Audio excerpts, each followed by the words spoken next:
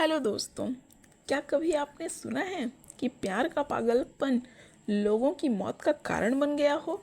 जी हाँ, आज मैं आपको ऐसी ही एक घटना सुनाने जा रही हूँ जिसे सुनकर पुलिस वाले के भी रोंगटे खड़े हो गए थे। ऐसे एक इश्क का जुनून एक रणजी क्रिकेट प्लेयर से उसका भविष्य, एक बच्चे से उसके माँ बाप और 4 लोगों से उनकी जिंदगियों को छीन लेता है। कैसे एक प्यार के पागलपन से एक परिवार उजड़ जाता है। परिवार के 4 लोगों की लाशें सेप्टिक टैंक में कैसे पहुंची, कैसे सेप्टिक टैंक के ढक्कन को सीमेंट से सील किया गया, कैसे 6 महीने से लापता लोग अपने ही घर के सेप्टिक टैंक में सड़ी गली हालत में मिले, कौन था इसका जिम्मेदार, आइए जानते हैं। नमस्कार दोस्तों, मैं उमा स्वागत करती हूँ आपका अपने चैनल यूसी क्राइम मिरर पर। दोस्तों, ये दिल दहला देने वाली घटना झारखंड के जमशेदपुर की है। आज से 25 साल पहले 1999 में घटी यह घटना दिल को झकझोर देने वाली है। डॉक्टर अनुपम राय, जो पूर्वी सिंहभूम जिले के घाटशिला अनुमंडल में एक मेडिकल प्रैक्टिशनर थे। उनकी मां अनीता राय थी, जो उनकी बहन के साथ रहती थी। उनकी बहन का नाम था लकी भौमिक। उनके पति शुभेंदु भौमिक टेल्को कंपनी में काम करते थे। उनके 3 बच्चे थे, 2 बेटी और 1 बेटा। बड़ी बेटी सोना भौमिक ने एक मुस्लिम लड़के उमर खान से शादी कर ली थी। वह उसके साथ उसके घर रानी कुदर में रहती थी। डॉक्टर अनुपम राय घाटशिला में राय क्लिनिक नाम से क्लिनिक चलाते थे। माँ, जो उनकी बहन के परिवार के साथ घोड़ा बांधा पीएस टेल्को गोविंदपुर में एक घर में रहती थी, वह अपनी माँ को हमेशा पैसा भेजा करते थे। अप्रैल 1999 के मध्य उन्होंने एक व्यक्ति के माध्यम से अपनी माँ अनीता राय को 500 रुपये भेजे। उस व्यक्ति ने वापस आकर डॉक्टर अनुपम राय को बताया कि उनकी बहन का घर 3 महीने से बंद है। पड़ोसियों ने उस व्यक्ति से कहा कि घर के सदस्य शादी में गए हैं, अभी तक नहीं लौटे हैं। इस समय डॉक्टर अनुपम राय ने इस बात पर उतना ध्यान नहीं दिया। 20 मई 1999 को उनके भांजे का एक दोस्त डॉक्टर अनुपम राय के क्लिनिक पर आया और बताया कि 4 महीने से वहां ताला लगा हुआ है। उसका दोस्त और उसका परिवार वहां नहीं है। डॉक्टर अनुपम के भांजे के दोस्त ने उन्हें उनकी बड़ी भांजी सोना भौमिक का नंबर दिया। डॉक्टर अनुपम सोना को उतना पसंद नहीं करते थे, क्योंकि उसने अपनी मर्जी से मुस्लिम लड़के से शादी की थी। फिर भी किसी अनहोनी की आशंका से उन्होंने सोना भौमिक को कॉल किया और उसके मम्मी पापा, भाई और नानी की अनुपस्थिति की जानकारी दी। 21 मई 1999 को सोना अपने पति के साथ डॉक्टर अनुपम के यहाँ पहुंची। उसने बताया कि जनवरी में मेरा भाई कल्याण मेरे घर पर एक पार्टी में आया था और रात को घर चला गया। फिर जब फरवरी 1999 में मैं अपने घर गई तो वहाँ उसकी छोटी बहन चैताली भौमिक और उसका एक बॉयफ्रेंड सैयद रिजवान था। जब सोना ने माँ पापा के बारे में पूछा तो चैताली ने बताया कि वो शादी में गए हैं, कुछ दिन बाद लौटेंगे। इसी बीच सोना ने देखा कि माँ पापा के कमरे बंद थे। उसने चैताली से पूछा कि मम्मी पापा के कमरे बंद क्यों हैं। चैताली ने कहा, मम्मी खुद बंद कर गई है, मैं घर की देखभाल कर रही हूँ। सोना भौमिक ने उसकी बात पर यकीन कर लिया और वापस आ गई। वह फिर से मार्च 1999 में पहले सप्ताह में उनके घर पर गई। तब उसने पाया कि घर पर ताला लगा हुआ था। चैताली और रिजवान भी वहाँ नहीं थे। जब पड़ोसियों से पूछा गया तो उन्होंने बताया कि चैताली और रिजवान फरवरी के आखिरी सप्ताह में वहाँ से निकल गए थे। सोना भौमिक से ऐसी सूचना मिलते ही डॉक्टर अनुपम राय और उनकी पत्नी 1 जून 1999 की सुबह घोड़ा बांधा स्थित अपने बहन बहनोई के घर पहुँचे।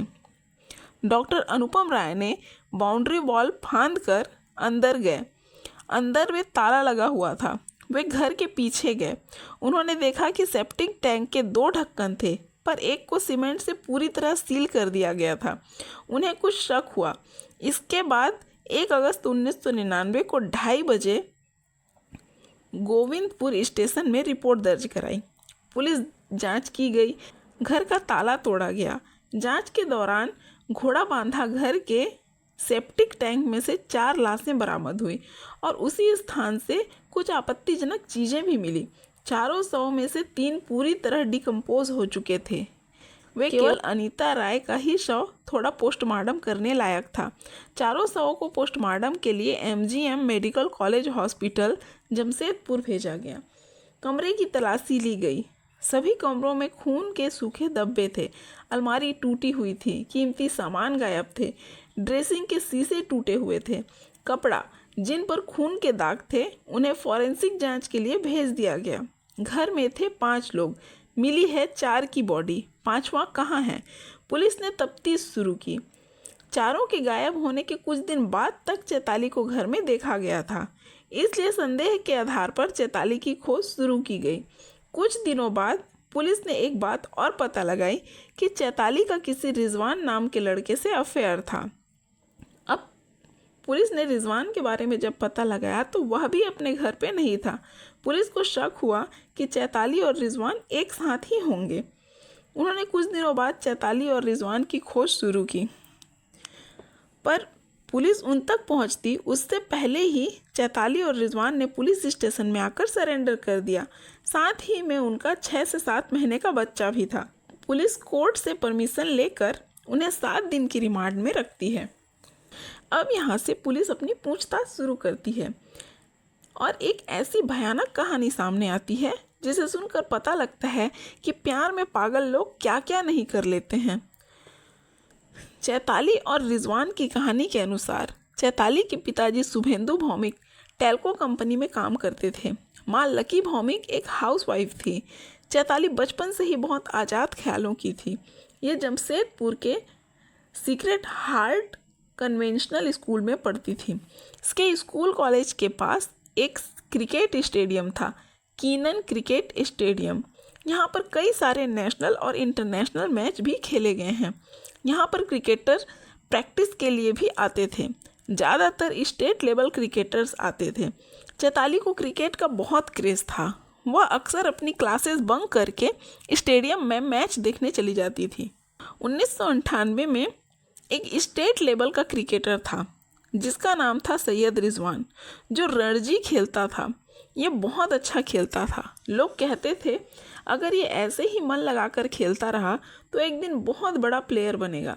चैताली स्टेडियम में आती थी। इस दौरान चैताली को रिजवान पसंद आ जाता है और दोनों में दोस्ती हो जाती है। फिर रिजवान भी चैताली से प्यार करने लगता है। इनका प्यार इतना गहरा हो जाता है कि बात शादी तक बढ़ जाती है, पर अभी चैताली की शादी की उम्र नहीं थी और रिजवान का भी कैरियर था, इसलिए बाद में शादी का फैसला लेते हैं। दोनों का प्यार इतना ज़्यादा बढ़ते जाता है, चैताली प्रेग्नेंट हो जाती है। इसके बाद दोनों कोर्ट में जाकर कोर्ट मैरिज कर लेते हैं।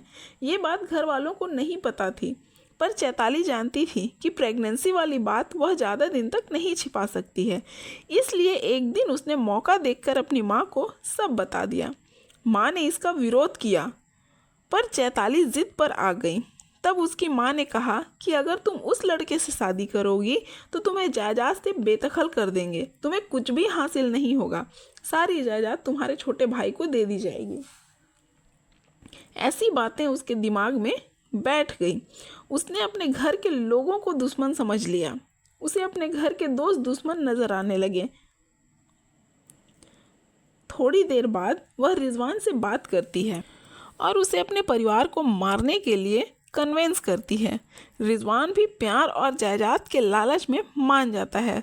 अब ये दोनों प्लान बनाने लग जाते हैं कि इन्हें कैसे मारा जाए।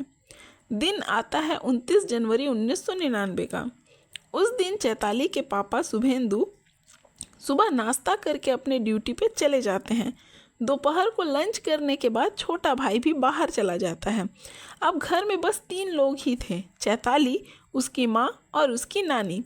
उसकी नानी दोपहर का खाना खाने के बाद अपने रूम में चली जाती है और आराम करने लगती है। माँ भी लंच के बाद किचन में साफ सफाई कर रही थी। इधर चैताली दबे पांव घर के मेन गेट के पास आकर खड़ी हो जाती है। वह किसी का इंतज़ार कर रही थी। दोपहर में 2:30 से 3 बज जाते हैं। 15-20 मिनट बाद एक लड़का आता है। वह था रिजवान। चैताली उस रिजवान को अंदर लेती है और दरवाज़ा बंद कर लेती है। अब ये दोनों अपनी नानी के कमरे में जाते हैं। नानी खाना खाकर सो रही थी। चैताली रिजवान को इशारा करती है। रिजवान इशारा पाकर एक तकिया उठाता है और नानी का मुंह दबाने लगता है। चैताली नानी के पैर पकड़े रहती है। कुछ देर बाद नानी शांत पड़ जाती है। अब ये दोनों नानी के शरीर के टुकड़े करने लगते हैं। टुकड़े करके उसे बोरियों में रख देते हैं। तब तक चैताली की माँ अपना काम निपटा कर अपने कमरे में आराम कर रही होती है। रिजवान और चैताली अब अपनी माँ के कमरे में जाते हैं। रिजवान इन्हें भी गला घोंटकर मार देता है और ऐसे ही इनकी बॉडी के भी टुकड़े कर देता है और बोरियों में भरकर रख देता है। अब दोनों बाकी के 2 मेंबर भाई और पिताजी का इंतज़ार करते हैं। शाम को भाई भी लौट कर आता है। चैताली दरवाज़ा खोलती है। खोलते ही रिजवान पीछे से आता है और उसे मार देता है और उसकी भी बॉडी के टुकड़े कर दिए जाते हैं। अब इंतज़ार था पिताजी के आने का। रात में पिताजी आते हैं। इनका भी यही हाल होता है जो बाकियों का हुआ था। इन्हें भी काट कर बोरी में भरकर रख देते हैं।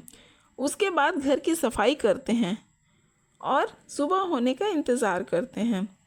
सुबह बोरियों को घर के पीछे लेकर जाते हैं जहाँ सेप्टिक टैंक बने हुए थे। उसमें से एक सेप्टिक टैंक में डाल देते हैं और लाश को डालने के बाद उस पर कुछ रसायन, ब्लीचिंग पाउडर, फिनाइल आदि डाल देते हैं। फिर रिजवान घर से चला जाता है और दूसरे दिन आकर सीमेंट से गड्ढे के ढक्कन को सील कर देता है।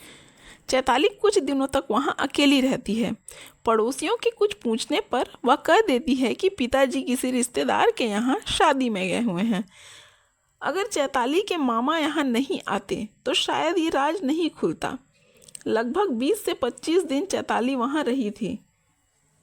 इस बीच अगर कोई आता तो वह नए नए बहाने बनाकर लोगों को वहाँ से भगा देती थी। पुलिस चार्जशीट पेश करते हैं। झारखंड की निचली अदालत में इस केस को rarest of the rare case मानकर दोनों को फांसी की सज़ा सुना दी जाती है। सेशन कोर्ट के फैसले को हाई कोर्ट में चैलेंज किया जाता है। 31 जनवरी 2003 को झारखंड हाई कोर्ट ने फांसी की सज़ा को उम्र कैद में बदल दिया। इसके बाद इन्होंने इस फैसले को सुप्रीम कोर्ट में अपील किया, लेकिन सुप्रीम कोर्ट ने भी हाई कोर्ट के फैसले को बरकरार रखा। 2 अक्टूबर 2018 यही वो दिन था जब रिजवान डाल्टनगंज से और चैताली दुमका जेल से रिहा हो गई। रिहा होने के बाद रिजवान उसी मैदान में गया जहां वह प्रैक्टिस करता था। उन्हें बहुत पछतावा था यह करने का। उनका बेटा अब लगभग 24 साल का हो गया है। 5 साल की उनकी एक बेटी भी है और ये एक सामान्य जीवन जी रहे हैं। इस खौफनाक हत्याकांड के 24 साल बाद भी लोगों को उस वारदात की याद आती है। लोग उसे भूल ही नहीं पाए हैं। पर क्या 4 लोगों को इतनी बेरहमी से मारने की सज़ा बस इतनी ही होनी चाहिए? प्यार की चाहत से इंसान किस हद तक जा सकता है, आज की यह कहानी इसका जीता जागता सबूत है। तो दोस्तों, आपको यह कहानी कैसी लगी कमेंट में बताइएगा ज़रूर। आपकी राय रखिएगा। हमारे चैनल को सब्सक्राइब कर लीजिएगा और लाइक और शेयर का बटन ज़रूर दबाइएगा। बेल आइकॉन को ऑन कर लीजिए ताकि हमारी नई वीडियो आपको मिलती रहे। Thank you.